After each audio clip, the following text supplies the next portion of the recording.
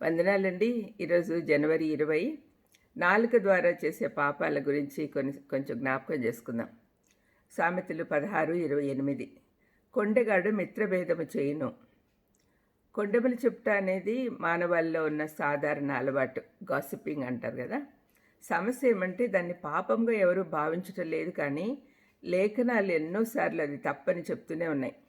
ఈ అంశం వచ్చినప్పుడంతా నేను యాకోబు 3వ అధ్యాయాన్ని చూపిస్తూ ఉంటాను.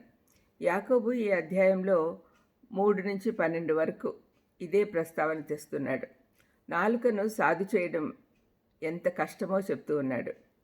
నువ్వేం చెప్తున్నావో ఏం చెప్పకుండా దాస్తున్నావో రెండూ ప్రాముఖ్యమే. సరైన సందేశము అంటే సరైన సమయంలో సరైన మాటలు చెప్పడం మాత్రమే కాదు, కానీ నువ్వు చెప్పకుండా ఉండగలగడం కూడా ఇమిడి ఉంది.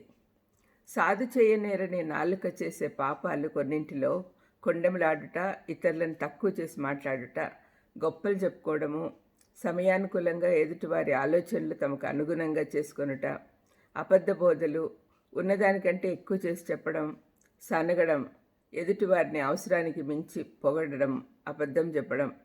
ఏమీ మాట్లాడకముందే మనము 3 ప్రశ్నలు వేసుకోవాలి.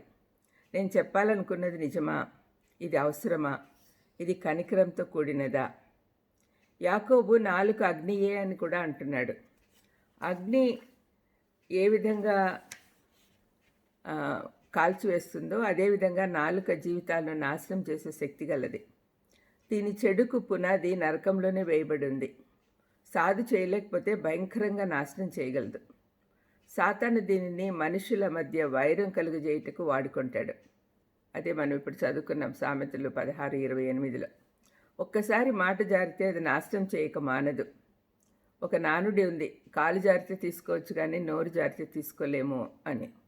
ఏదో ఒకటి చెప్పి తర్వాత సారీ చెప్పచ్చు అనుకుంటారు, కానీ దాని మచ్చ మిగిలిపోతుంది. కోపంతో అనిన కొన్ని మాటల వల్ల ఎంతో కాలము కష్టపడి పెంచుకున్న బంధాలన్నీ తెగిపోతాయి. ఒక్క మాట మాట్లాడకముందు అవి అగ్ని లాంటివి, నాశనాన్ని ఆపలేము, తిరిగి కట్టలేము అని గుర్తుంచుకోవాలి. చాలాసార్లు సంఘాల్లో కూడా కొంతమంది మూలల్లో నిల్చొని వేరే వాళ్ళని చూడనట్టు చూస్తూ గుసగుసలాడుతూ ఉంటారు. అందులో ఎక్కువగా పనికిరాని చెత్త మాటలే ఉంటాయి. ఇతరుల గురించి చెడు మాట్లాడటం కంటే పెద్ద తప్పు క్రైస్తవులు చేయడం లేదు, కానీ దానివల్లనే సంఘంలో ఐక్యత లేకుండా పోతూ ఉంది. ఇతరులను తప్పులు పట్టడము, తీర్పు తీర్చడం ద్వారా చాలామందికి చెడ్డ పేరు వచ్చింది. స్నేహాలు తెగిపోయాయి, సంఘాలు నాశనమైపోయాయి. కొన్ని సందర్భాలలో బోధకులను కూడా చంపేశాయి. దయచేసి మన మాటలు కనికరంతో కూడినవై ఉండాలని నిర్ణయించుకుందాం. మనలో చాలామందికి నాలుక అదుపులో పెట్టాలని ఉంటుంది.